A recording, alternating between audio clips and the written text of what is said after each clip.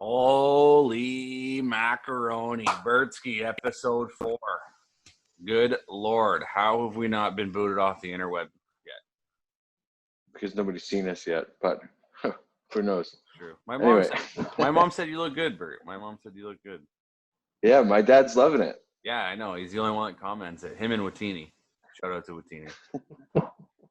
But this week, big Epi number 4. We talked to the man, the myth, the legend, Matt Pease. For people who don't know who Matt Pease is, if you wore Bauer, Easton, Mission, basically any type of hockey apparel, the major ones, in the past 2 decades, Matt? The best Yeah, ones? 2 decades at least, yeah. The best ones. You got it to them. You touched it at one point or another. You got it to these people. Yeah. Ladies and gentlemen, Matt Pease, welcome to the episode 4, the Bert and Joey Show. Oh, thanks, guys. It's great to be here. Thanks for having me on the podcast. And I guess you guys talked about your mum and dad watching the show. Hopefully we can double the audience this week. I'll try and get my family on here as well and see how we go. Hey, 2 to 4. It's a great idea. Tell your friends. Good. 2 to 4. Spencer. Spencer's going to be watching, so he's just going to be loving it. We'll give him a quick little shout out. He's probably missing me calling him all the time. That's it. So, yeah. Yeah, hey, Spence. Yeah, what's happening, Matty? How you been? Oh, yeah, pretty good. I guess like everyone, in lockdown at the moment and wishing hockey was on. And, it's I guess it's a tough time out there for everyone. So just hoping we can get through this safely and as quick as possible. Get back to what we love, I guess. That's it for sure. Well, let's get into it. Let's get into it. Yeah, let's jump into it. All right, well, I guess don't touch, no toe test. Jump right in. All right, well, Peasy, how about give us some insight as to what you do, who you're working for, and the connection, I guess, ultimately that you have with the hockey community. Yeah, cool. So I guess I'll start with I work for a company called Avalon Trading. So we were founded in 1965 by Mr. Don Rouston. He was a high-level hockey player at the time. And you can imagine there wasn't a lot of equipment around back then. Just a few little sort of local makers and hard to come by equipment. So he sort of, come up with the idea to go out and try and get some equipment in from North America. And pretty quickly started working his way through how to get the contacts. You can imagine guys back then, no internet, and, he couldn't jump on somewhere and find out who, the Mr. Bauer was, or, at the time, the brands that were around. So, you went into a little, they had a trade show in Sydney, North American trade show, sort of like a sales show, I guess. And he was lucky enough to meet one of the guys from the Canadian consulate there. So we kind of pretty quickly got the contacts for, back then it was Bauer. Bauer were only skates. So, he got the contact for Bauer. And also Cooper was all the protective equipment. I'm sure you guys remember Cooper. Yep. He sells the old Cooper gloves and protective. So, yeah, back then he wrote a big letter over there. 12 months later, he got his first lot of equipment. Started with Bauer skates and really just grew and grew and grew. So, he was playing at the time. There wasn't as many arenas, but, he got the equipment out quickly in Sydney and then started to spread to other states. Just grew bigger than he ever expected, I think. And he tells a story that he was sort of, you get a pallet of gear in and the pallet of gear would be gone the same day. It really just grew from there. And then over time, some of the brands that you acquired, companies started to buy each other out. Eventually Bauer and Cooper came together. You guys might remember Micron, and there was a number of brands through there for a while that we acquired along the way, and then ultimately Nike buying Bauer also on the journey, and then from there they bought out other companies, so Mission, iTech, and so created the brand that we've got today in Bauer. They had a number of sort of factories and ideas on how to sell equipment, started distributing all over the country. So naturally supplying all the ice rinks at the time. And a few different venues, started out in Sydney, then they moved over near Canterbury.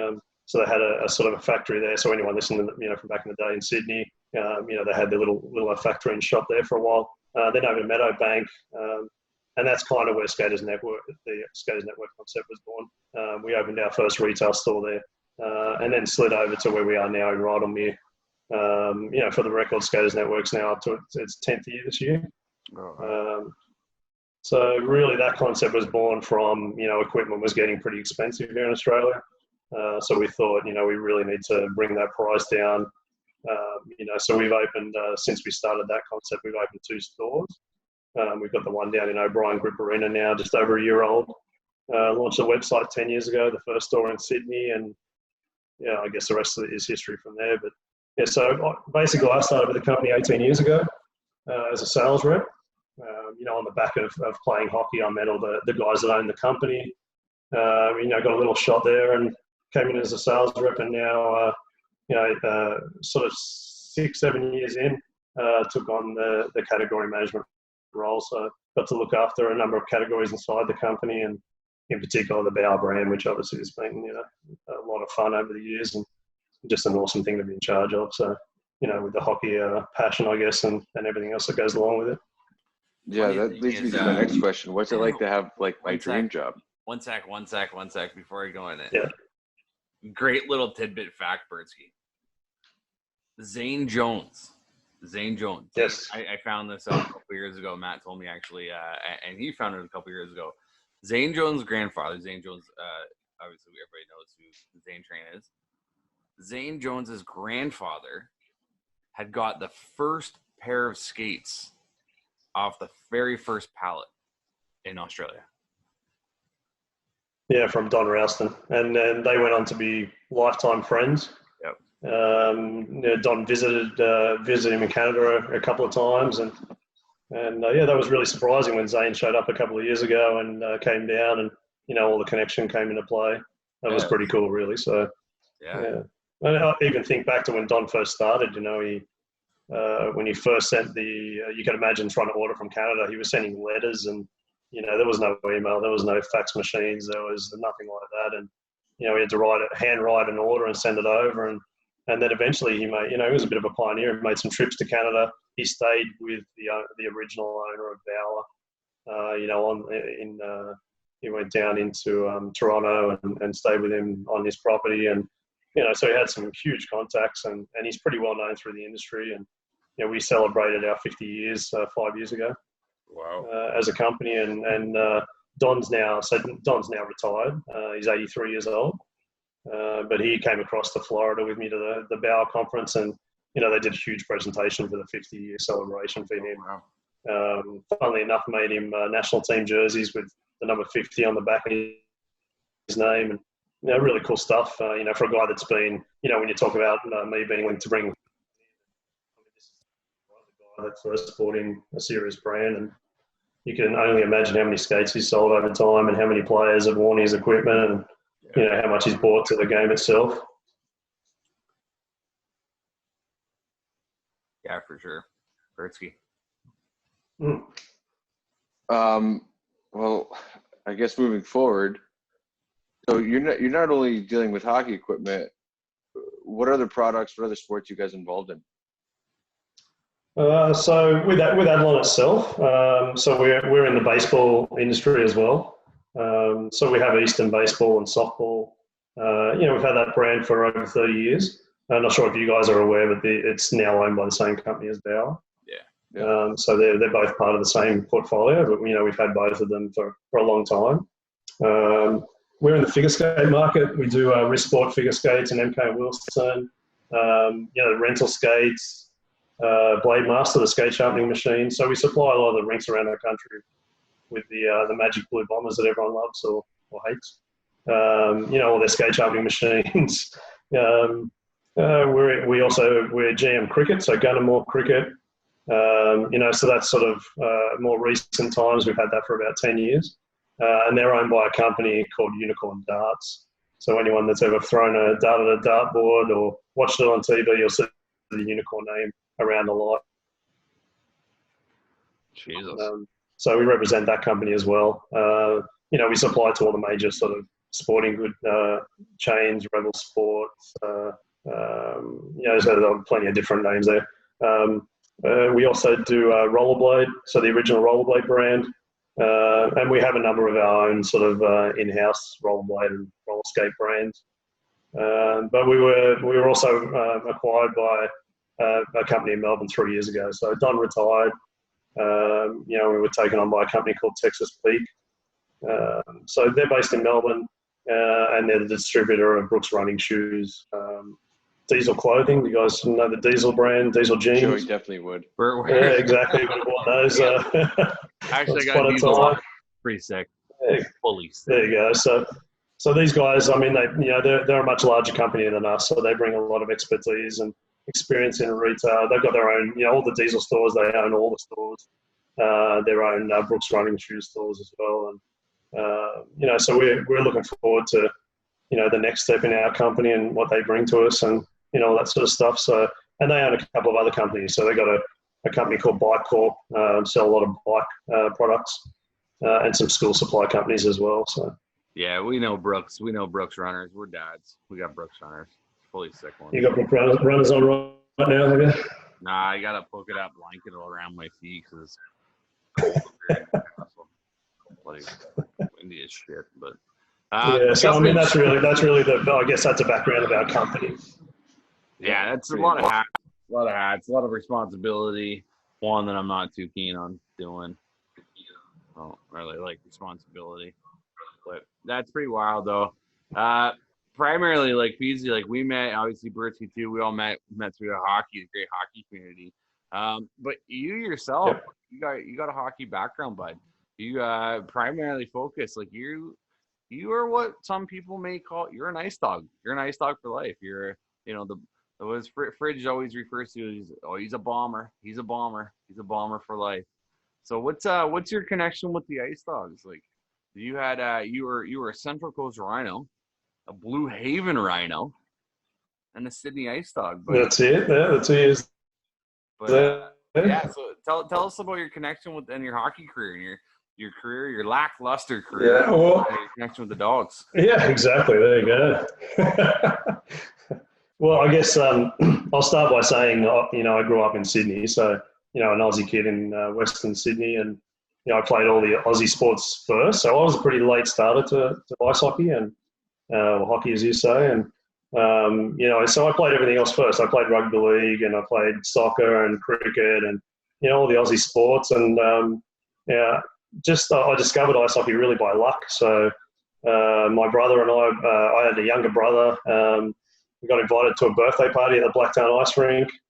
We were living about half an hour away from there, so we cruised over this birthday party. So very first time we skated, using the rental skates, and just from there, my brother got a little taste for it, and his birthday that year he got ice skates. And shortly after that, a couple of months later, I asked for ice skates for my birthday, and you guys remember the Micron missiles, the plastic skates? Yeah, I got them. I got a pair of those show up for my birthday, so really that's where all the that was my first taste of it, and believe it or not, I went to we started skating on weekends. My brother started playing hockey, and shortly after that I ran into Anthony Wilson at the rink and met him. Just two young guys. We were probably, I think, around 14, 15, skating at the rink, and met him on the Sunday session, and they were playing in a Bantam game straight after, so I watched them play, and that's really where it started. So that's where the Ice Dogs thing eventually comes in. But I started at the Blacktown Arena. I met Anthony, I'd say within a couple of weeks of skating with him every weekend. I met his dad, John. We all know the John Wilson Cup and how much of a legend he is and all that sort of stuff. But you can imagine how quickly back then there wasn't as many hockey players. So as soon as you could skate, he was whipping gear on you before you could even blink. And I found myself in the middle of a midget season with hockey equipment on at a practice. I had no idea, no clue, and you can imagine guys like Willow running me into the glass into the boards, and that's really where my passion started. And I was lucky enough, Willow took me under his wing, and we've been lifetime friends ever since. And really quickly, I made the Tange team the next season. So really, I played half a season of hockey, and lucky enough, middle of the next half of the season, I was on the Tange team, and that was probably really the big break I needed to accelerate. I was a late starter, and then I played in a couple of Tange teams in a row, Brown trophies. I wore the national team jersey here in Australia, but I never was quite good enough to make the squad for the World Championship. So that's probably the one thing I never achieved in hockey and wished I did. But I was always in and around it, and I remember at one stage I was playing. I think my last year at midget, I played was also playing in the junior team at Blacktown, and for the first time it was called Super League at the time, the predecessor to AIHL. So I was playing in 3 of those with Willow, and a handful of the guys on the team were travelling to Canada to play and gaining experience, and then we were lucky enough to get a couple of good coaches in a row, and I had Ryan Switzer down there in Narrabeen and with the national team, so I was sort of in and around there for 4 or 5 years, and then on to the first Goodall Cup. So won the Goodall Cup playing for New South Wales, and then from there the AIHL was formed, I guess. So we were Super League first, and then on to that, and I was with the Blacktown team at the time. So I moved in as an ice dog, and played most of my time there, and then I finished up around, I was 32 years old my last season with the Dogs, and finished up with them. Decided I was finished, and the next season I won the cup, beating Newcastle and Central Coast. I was only just out of the team, so I was in the dressing room. Felt like I was a big part of that, and had a lot of great times with the guys. And then the next season, the opportunity at Central Coast popped up. So went up there with old Rick Williams, and just had another 2 years with those guys, and that was just awesome up there. So great crowds, and fans there were just amazing. And we weren't super successful, but I think that was it was a really good time there. Pretty cool place to play, and a lot of fun. And I get to play there with a lot of guys that went on to have big AIHL careers, Scotty Stevenson and Dunwoody, and a bunch of those guys. So sort of I left with some of the Ice Dogs guys that sort of moved across and went back. That's it. That's the initial tie into everything. Obviously, Anthony Wilson and Johnny, played a massive part of anything I did in hockey. And anyone that knows John, you know how far you'll go for any player.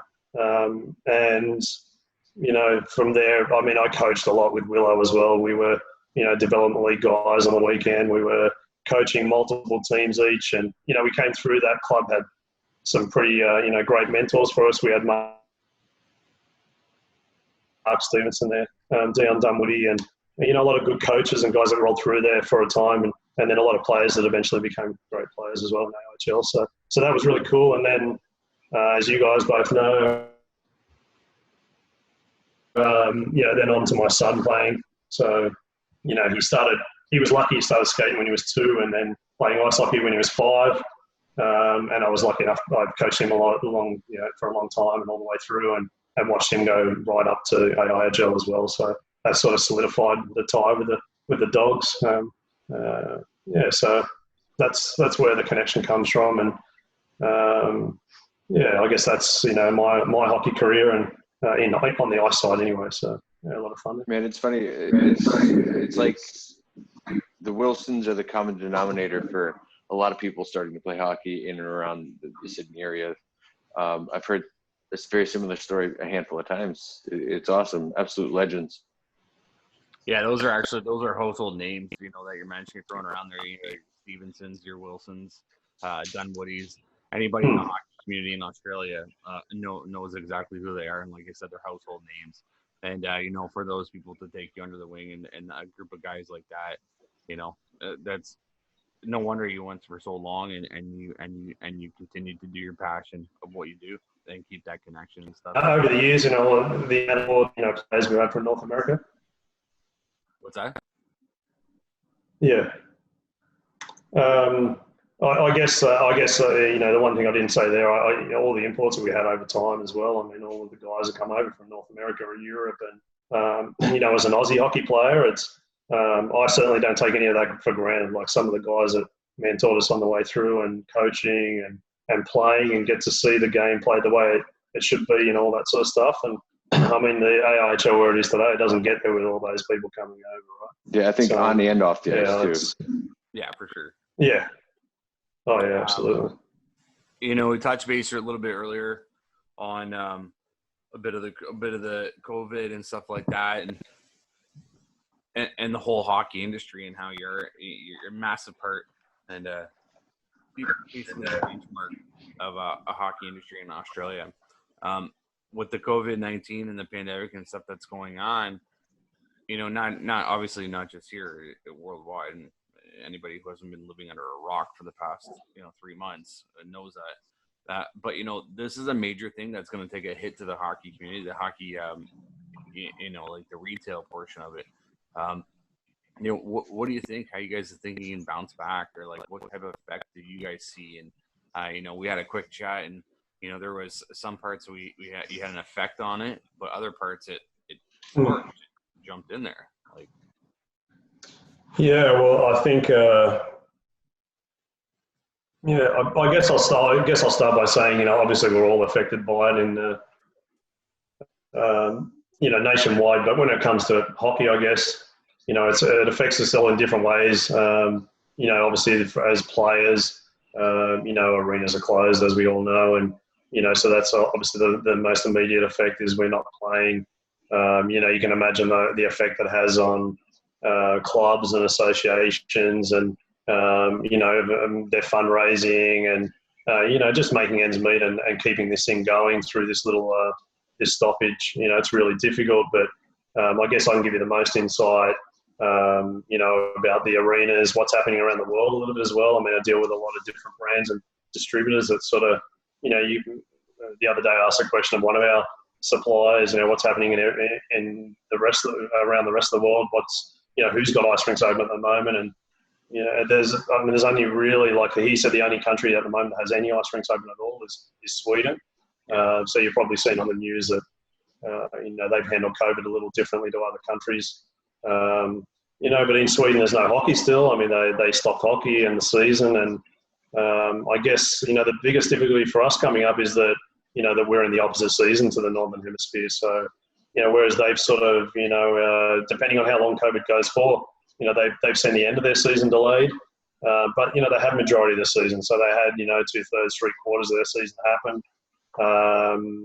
Obviously not great to not finish your season, but at least they had that. So for, the clubs and the industry and the arenas, they had a good portion of time there where they were able to, make everything work and everything happen. Whereas we've kind of, it all kicked in here just as we're starting. So really it's, it's going to be tough for everyone. It's going to be tough for players, to wait till we can get back to it. Tough for the clubs and associations to make everything, survive and be ready to go on the other side. And, I think you guys spoke to Miranda last week, and, I'm sure she alluded to how difficult it is on their front. And then for us, we're dealing with all of the arenas. So, I've spoken to most of the arenas in the last couple of weeks, and, everyone's in certain situations right now, but it's definitely difficult. We just, number one, hope we come out the other side with, that all the arenas are still with us. That's the number one most important part. We can't lose ice time. So that's the first concern, that everyone sort of has done, I guess, what most companies have done and tried to isolate, to come down into this isolation and make sure that they're still there on the other side. But yeah, so I guess, it's a difficult, we're all living with a crystal ball, really, aren't we? Like, we keep talking and guessing and hoping and, trying to work out what happens. But, the government's going to hand down some things on the 11th of April, and let's hope that they talk about indoor sports centres, but they're definitely going to hand down what they've called the return to sport plan. So, hopefully we'll know more in a couple of weeks, really for all our sake, so that we can start to make a plan on how we head back. What do you guys think of, what are some of your thoughts about, are we going to get back in anytime soon? Or Yeah, I don't know. It's a tough one. Yeah, I don't know. I'm not even going to test it on it. Bert's gonna have better insight on that one than Good me. one, butthead. I don't know. Yeah. I just have no idea. Nah. Nah, I think there's just too much uncertainty. It seems like we're over the curve, but now it's just kind of wait and see, right? So fingers crossed, but I'm not anticipating a season. Maybe some type of tournament later on. Who knows? But I'm not planning on it. You know, it's unfortunate. Yeah. There was talks about some, like Britsky touched on there about, a tournament, guys, get housed in one area, blah, blah, blah, whatever like that. So, those are all kind of hopes and dreams and stuff like that, but who knows? You can't, we can guesstimate and hope and freaking pray for anything we want, but if they say that there's no hockey, there's no hockey, there's no sport, man, I can't really do much about it. Yeah, absolutely. But well, hopefully for the sake of the juniors, we can get some sort of, if we can get arenas open in the next few months, we can see some sort of summer league go ahead and make sure that, that kids go back on the ice at some point. And yeah, for sure. I think there's a lot of passion here. You guys know it's a small sport here, but there's a lot of passion. So, that's really the main concern is make sure the arenas reopen, make sure we maintain as many hockey players as possible, and continue to develop. It's been the last decade has been, outstanding on the development front and seeing the AIHL, come about and all the other leagues that have grown over time, the women's program, etc. So we just got to make sure this doesn't, put too long a stall in there. Yeah, who knows? Maybe it will provide for a fresh start, a reset button, a rebrand, who knows? But once the arenas start reopening, it's a good excuse to get the word out there that there's ice time available, there's actually hockey to play, and create exposure for the game. Yeah, absolutely. Yeah, for sure. Yeah, definitely a new start, and I think you'll see that maybe in the retailers as well, and some different ideas, and yeah, for sure. Yeah, I guess every level of hockey. I mean, there's hockey played in summer and not when. There's players in certain states that only play in summer and some play in winter. So yeah, we'll see how it all. We'll know. I guess we'll know more as time goes on. All right, buddy. Moving forward, I think it's safe to say the one-piece stick in recent memory is probably the biggest technological advance in the hockey game, going from a wood stick, a two-piece aluminum, graphite, whatever. Is there anything in the pipeline that we can look forward to that's really going to change the game? Yeah, change the game. I mean, good question. I guess if you were talking about composite sticks, I think, the composite material obviously has been the biggest innovation. We see it in sticks. We saw how, crazy shooting, and, everyone's turned into a good shooter now, and how much quicker the puck moves, how much better we can shoot and pass. Moved into skates. So obviously you saw the rebound in skates, and everyone picked the pace up, and then onto all the protective equipment. So it's made everything lighter, stronger, more rebound, etc. But I think it's more on the fit front at the moment. So I'm sure you guys have seen the Bauer 3D labs that came out in the last couple of years to measure your foot properly, and they use a sort of laser etching to work out the exact size and shape of your foot. So I think the fitting of the equipment is probably the biggest technology that's that's coming through at the moment.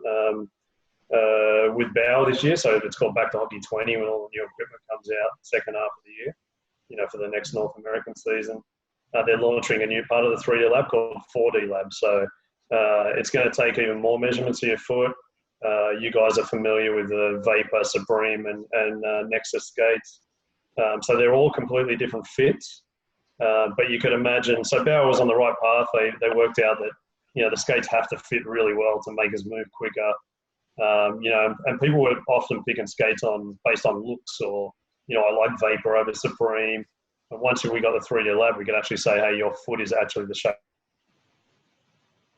of a Vapor or a Supreme or a Nexus, and really dial in on that fit. So the next stage to that is, they did a lot of research and found out that, there's a lot of people still, even with that information, still picking on looks or the makeup of the skate or what performance it gave you. So they've got a complete new concept coming out second half of the year, and this 4D lab will come out. Now you'll get measured up, and instead of saying on Nexus, Supreme, Vapor, they're only going to have the two families, Nexus and Supreme. And it's now going to be, instead of D and double E, it's going to be a fit 1 and 2 and 3.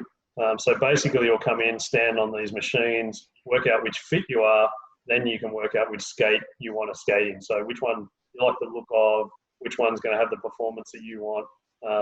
So say, for example, I want one that's got more forward lean, one of them's going to have more than the other. And you get to choose that way. So you're going to get the perfect skate for the looks you want, the performance you want, and it's going to fit on your foot based on those machines. So I think that's pretty cool. Have you guys seen the 3D lab as well? 3D stick labs. So we're testing one of those out in our shooting range at Skaters Network in Sydney at the moment. And they'll start to roll out around the country in the second half of the year. So then like the skate technology, this will give you the ability to go into a shop and anyone that's played golf and been fit up for golf clubs before, it's a similar sort of a game. You jump in there and they take video of you doing wrist shots and doing slap shots. They take a bunch of different footage, and then it's a program and recognizes exactly how you hold the stick and where you shoot from, and helps you determine which family you should be using, what flex profile. Just narrow down so the composite sticks were unbelievable, and now you can work out which one you're going to be able to shoot the best with, right? So, this has been happening for a long time for pro players.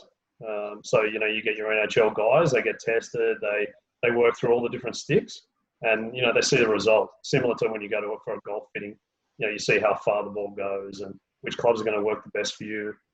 So I think that's pretty exciting. We're going to take like the sort of the fit of all the skates, the flexes and technology of the sticks, and just recently, right now, actually in the last couple of days, they're launching a new fit system. So, and this is pretty new and exciting, but you'll start to see this roll over in the coming months, and you'll be able to basically go online with a bow wrap and have the player in front of you, and it'll measure every piece of the body and tell you what size elbow pad you should wear, shin guard length. And these are all guidelines, but the better we can fit the equipment and work out what you need, the better you can play, right? Yeah, that's funny. I think 2 pairs of skates, maybe 3 pairs of skates ago, I liked how the Supremes looked. They're aesthetically pleasing, what I was looking for. But my ogre feet didn't fit in them, right? I'm a Nexus. Yeah. I'm a Nexus fitting. And I think one game I blew out like 8 rivets on one skate. I don't know. Wasn't great, but it just turned out that I was using the wrong skate based on how I thought they looked, which is really silly in retrospect, right? And probably some people are doing that with the sticks too. So it's pretty cool that you guys have that shooting lab now where you can actually take real-time feedback and get the right fit, right? I wish I had that 10 years ago. Yeah. Well, it's expensive to test the theory, isn't it? To go down, like the trend in the last 5 years is to go down flexes. And, you see the best shooters in the NHL, these guys are huge and strong, and there's players here using higher flexes than those guys, and everyone's kind of heard through different talks that we've had about Ovechkin's flexes and, some of these huge players. And, the trend, we see the trend in our buying patterns, like the flexes are really going down, and it's easier to shoot. So, hopefully that's the end result, that people can come into the lab and say, the sticks are here. You don't have to spend any money to try it out. You can get tested and work out a starting point and then see what you feel comfortable with. You can imagine playing, for a long time and with an 87 flex and making the decision to spend the money to test a 77 just to buy one it's a lot of money. So this will help that out. And then we'll start taking sticks around the country as well and letting people test it out in various places. So it's not just in, you'll see this come out in a lot of retailers.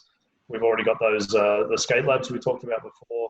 We've got one in Perth, one in Adelaide, one in Melbourne, one in Sydney, one in Brisbane, and the 3D, the stick labs will go around as well. So hopefully we can get this technology out and help everyone get the right equipment.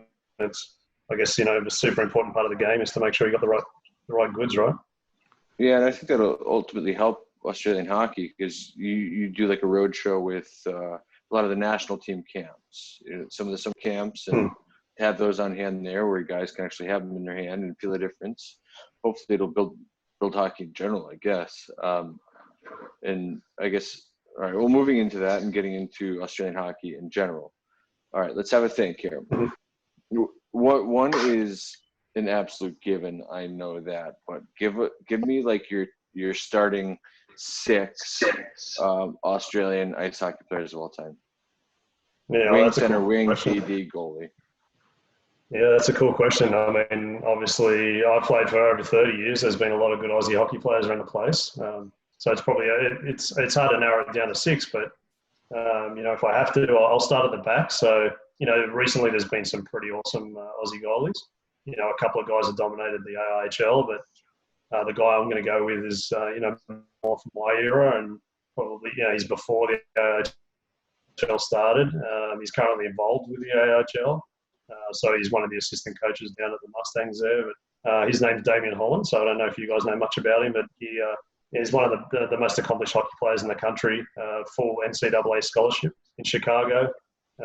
He's in his, he's around the 50 mark now, so back in the day, he had the scholarship and went across the NCAA. He went to a couple of NHL training camps. So the guy was knocking on the door. And I played with him in the national inline hockey team, and just an amazing focused player. I think he was the youngest ever Aussie goalie. Bussy. Yeah, Bussy. Everyone knows him as Bussy as his nickname. So Bussy, great Uncle guy. Fridge speaks very highly of him. Awesome guy.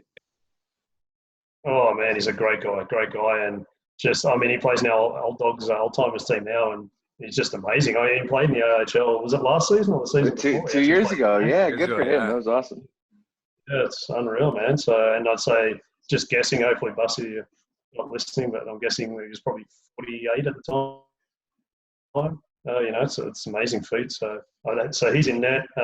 D, I'm going to go with two guys that I played with, played against them at the end as well. But I'll start with Willow. Obviously, it's the first guy I met in hockey, and wore the C for the national team a number of times. I think pretty much came to every game to win. Watched him. I was proud to watch him win the gold medals with the Aussie team as well. And I think you guys played with him and against him, and the passion, and played on the edge all the time. Like, you don't want to, as a type of guy, you didn't want to stop in front of the net. I want to get and an absolute cannon. Awesome. We want to get Willow. And an absolute cannon. Willow on the podcast. We want to get him on here. Oh man, yeah, that'll be a great interview. So so I think Willow, from that leadership side and toughness, and I played with him a long time. He always had your back. He was in the corners with you all the time. So, and then the other guy I have is equally as tough, and probably at times was the most feared player in the National League, and that's Andrew White. So I think with Whitey again, on the national team, I don't know how many times. His visits overseas, playing at Shattuck St Mary, and successful junior career, and I think I'd never use the word underrated, but he could play forward and D. Not a lot of people saw him play forward, but he did that overseas in high school hockey and junior, and just a great skater, like at his best. I mean, scary, to be around, and the amount of guys he laid down over the years, and feared player. Playing with him was just awesome to have him on your team, and playing against him, you had to make sure you knew where he was all the time. Yeah, I was there for both. Yeah. It was great, and it sucked. Yeah, exactly. So, you don't want to be on the wrong. So played, most of his time at the level of a lot of the imports, which is great.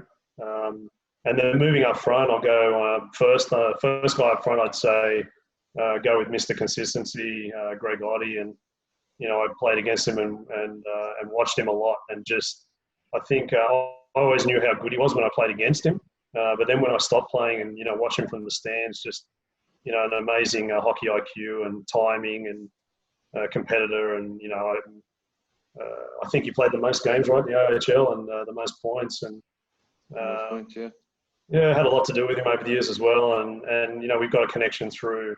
He went across to Belgium and played for the Bauer distributor there as well in their pro team, and they just couldn't speak highly enough about how good he was over there and how much of a professional he was. So I think Greg on one wing. I'll go to in centre. There's a number of guys jumped to mind, but I always thought with Joey Hughes, he's just, he's an animal out there. Like it's, he's played for various teams and won a lot of AHL Cups. And I think, the guy's pretty versatile. He can play in any situation. Again, a guy that can put a team on his back and play it up to sports along the way. And so I think just a tough dude and tough competitor. And Walker, so we can never say about everything there is to say about the guy, but I'm personally good friends with him, and he started at our club as well, so that's pretty cool for all the guys down at Blacktown, and getting to be around this little guy and then watching him go right through to where he is today, and recently had a newborn as well, so great things happening on and off the ice for him, and hopefully we can all see him play some more NHL games in the near future. But obviously you couldn't go past him. It wouldn't matter how many picks you gave me, or like you said at the start, he's the most obvious one. Yeah, that's pretty much it, guy. That's a roundup of the Aussie guys for sure. It's a pretty good all-star. It's a pretty good all-star lineup. I'll tell you that much. I don't think we could substitute anybody in any position for there. No. You nailed it with the 2D. Honorable mention, Josh Harding. Top guy. Yeah, definitely. Joe? Yeah, Pease, like you've been around the game. You've seen a lot of hockey games around this country. Obviously overseas too, but more so in Australia. What games jump at you? What games are always on your mind? What games do you think, either they're on your mind all the time, or they're the games that just stand out? There was the moment where you were just like, that is my game. If I had to take the perfect game, my favorite game, put it and seal it, that's my game. What game would that be for you? Yeah, it's hard to narrow down to one, but I'll put it on it's hard to narrow it down to just one game, but I'll put, if I went in a couple of categories, so I'd say, national team, the 2 gold medals they won here, in particular the first one in Newcastle. It was, in the Newcastle arena, as you guys know, you can get up close and personal with everyone, and it was like, the Aussie team was there, they won the gold medal, and everyone was involved, the whole rink was on the ice and people were in dressing rooms, and that was just like an awesome time for all of us, and made everyone that has been around Australian hockey really proud, and to see a lot of the guys I played with and friends and guys involved in that win, that was a huge game for me, and I think we all sat on the edge of our seat from the start to finish in that game. There's never it's you guys know in the World Championship it's a funny setup. It's kind of a final, but it's not really a final. So many things hinge. And that game was just awesome. It was great to see the guys come through.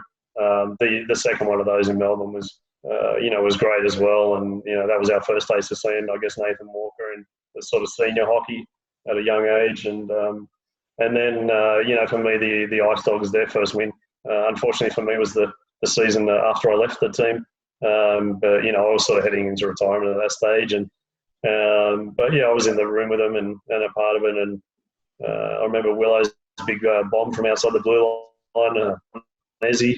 That was a big game for us, and there's plenty of great games right around the place, and then I'd probably go right back to when I first started hockey. There was a World Championship. D-Pool was here in Australia, and I got to see. It'll sound funny, but I got to see North Korea versus South Korea in Blacktown with full glass in the arena, and the most people I've ever seen inside a building that small. And I was there with Willow purely through connections, and we just, we were amongst all the Korean crowd, and it was just amazing, like the craziest atmosphere I've seen in an Australian rink ever. It was nuts, absolutely crazy. That's one that sticks with me because it was really early, and I'd say that's probably the main ones. The gold medals and a couple of AHL finals, and look forward to plenty of other great games. I probably would be miss him if I left out. Obviously seeing my son play his first game as well. In the AHL, it was a proud moment to see him skate out in the ice and play with the big guys for the first time. And that was pretty cool as well. Pease, Sure. it's been awesome. Good. Yeah, man. I think on a personal level, I just wanted to say thank you. You've done a lot for so many people within the hockey community, whether it be our team, whether it be junior development, but especially with the men's national team. I mean, you guys outfit us every year with the best equipment, and I just wanted to give you some recognition where recognition's due. So thank you. We certainly appreciate the support. Definitely potential for inductee to the Australian Hockey Hall of Fame. Matt Pease, tell you that much. It's got my vote. A lot of potential. Yeah, it's got my vote for sure. Make a little plaque for you. A little plaque. Big. Is he frozen? Probably. I hope he can't hear us. At the final buzzard, eh? The final buzzard. Peasy. Well, it was awesome to have Matt Pease on, Bert, even though if he is frozen. Yeah. This is great. I hope he goes back and listens to my. I hope so. I hope we make him the little trophy that we get for him for inducted into the Hockey Hall of Fame. He's definitely inducted into my Hockey Hall of Fame. I known Peasy for a while now, and did a lot of work with him, did a lot of business through him through the ice rink. So he's a beauty of individual. Team Bauer through and through. He's big time. Is he coming back? Oh, he's back. Oh no, He's back.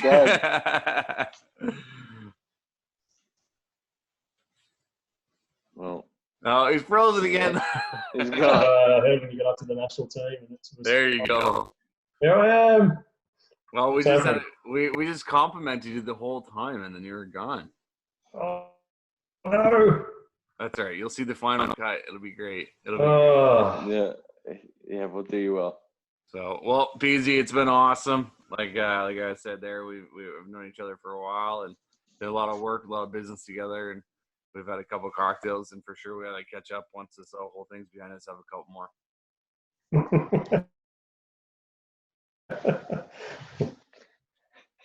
Thank you, Peasy. Thank you. We'll talk soon, buddy.